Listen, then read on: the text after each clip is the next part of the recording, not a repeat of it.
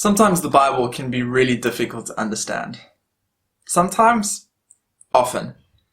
In Matthew 7, Jesus changes gears super quickly from talking about not judging to talking about dogs, pearls, and pigs that are liable to tear you to pieces. I think we can be forgiven for scratching our heads a bit. But we're not giving up.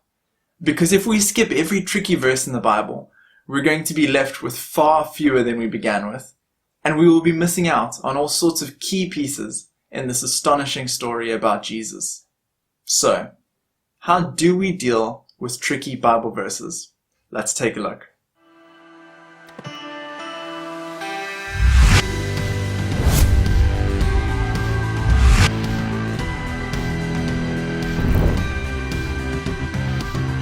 How's it? My name is Tim Gertzen. I'm one of the interns at St. Peter's Fishhook, and for my sins, our maturity pastor Carl gave me this verse to do a midweek reflection on.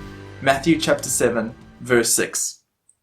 It says, "Don't give what is holy to dogs, or toss your pearls before pigs, or they will trample them under their feet, turn and tear you to pieces."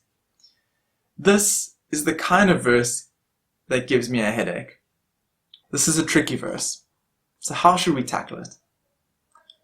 Well, a helpful first step is to check that it's not lost in translation.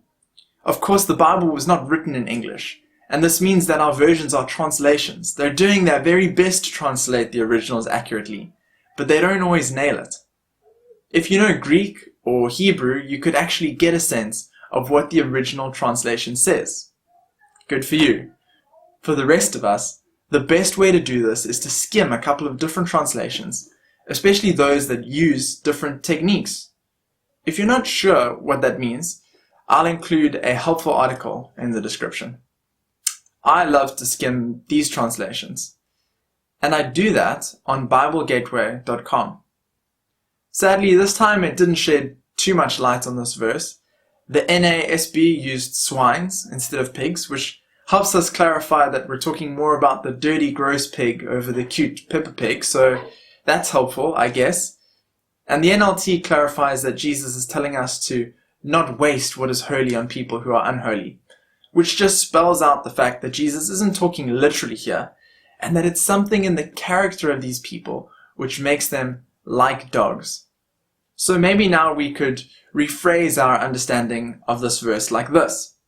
Don't give what is holy to certain people who are like dogs in some way, or toss your pearls before pigs, the dirty, gross swine kind, or they will trample them under their feet, turn and tear you to pieces. All in all, not so helpful this time. So let's move to step 2. Step 2 is about starting with what you know. We might not understand all of this verse, but we can grasp some of it. So let's start by affirming that. We can see that above all this is an instruction. Don't. Whatever it is this means, we shouldn't do it. Next, we can see this is an idiom. It's an expression in figurative language, where the phrase doesn't actually refer to the literal meaning of the words, but is instead used in a way where images convey that meaning. In fact, in this case, we can also spot that there are 2 similar idioms here, both making the same point. It's basically like those old 3D red and blue glasses, which help you to see the same thing in 2 ways, making it clearer. And this tells us what we should look for is what these 2 images have in common. They both involve tossing something precious or important away, sacred food and pearls, and tossing them to something which is dirty, common, unfit of receiving this thing, dogs and pigs. And we're given a reason. They will trample or reject them and turn and tear you to pieces. So our knowledge of the character of pigs and dogs informs the way that we treat them and what we expect of them. We know that to give a pig a pearl would be a colossal waste, because we know that pigs won't appreciate its value. We might summarize our new understanding like this. Don't give something precious to unworthy, undeserving people who, like dogs and swine, won't know how to treat that thing appropriately, because they will reject it and become a danger to you. Let's move to a third technique in dealing with difficult verses, and the last one for this video. This is to zoom out. We can do that first by looking at the whole chapter. Doing that will remind us that this verse comes just after a passage on judging, which means either Jesus has forgotten what he was going on about, or this is in some way related. Maybe it's expanding or tempering what he's just been teaching. And if we zoom out further and skim the passages around this verse, we'll be reminded that this is part of the Sermon on the Mount, which is all about living as citizens of Jesus' kingdom, knowing and reflecting our Father. And in an ideal world, we would also read the whole book and potentially the rest of the Bible to see if Jesus or someone else uses these ideas elsewhere. But truth be told, I don't have time, and it would make this video really long. And so I cheat a bit sometimes by putting keywords into my handy little Bible app. I can search for the word in just Matthew's Gospel, the whole New Testament, or the whole Bible. And this shows a couple of things we've sort of already worked out. Dogs in the Bible are scary, dirty scavengers, not pets. Pearls are precious. In fact, so precious that Jesus uses this metaphor to talk about the kingdom.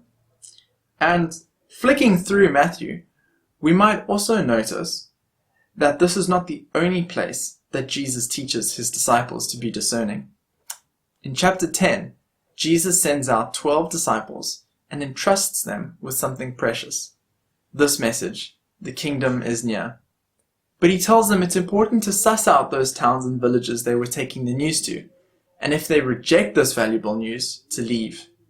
In fact, he describes these towns that reject this message as the most vicious of dogs, wolves.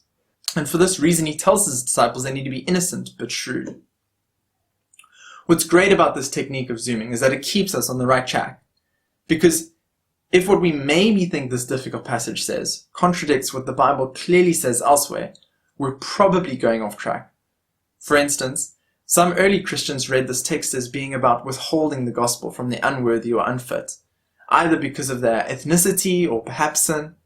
But as soon as you read the rest of Matthew, that gets blown out of the water. Matthew 28 clearly shows us that the gospel is for all nations, Jews, Gentiles, and even humble South Africans. And we know from the rest of the Bible, like 1 Timothy, that the news of the gospel is for sinners, even the worst sinners. So now that we've zoomed out, we might add into understanding some of the things that we've learned, such as it being about being a citizen of heaven and reflecting our Father, maybe a bit about the context or Jesus' teaching elsewhere, and we'll make sure to cut out anything that doesn't match with the rest of the Bible. And if we neatened all of this up a bit, we might write our improved understanding of this verse like this. Jesus is teaching those of us living as citizens of his kingdom to live in a way that reflects our Father. This means withholding judgment and instead offering mercy where we can. But we must not be undiscerning.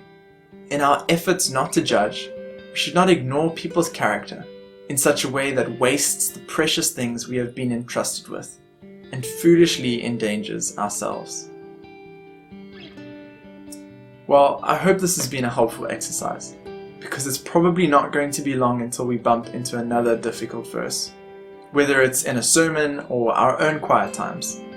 My prayer is that as difficult as these verses may be, we will continue to be changed and transformed by them as we learn to live as citizens of our Father's kingdom.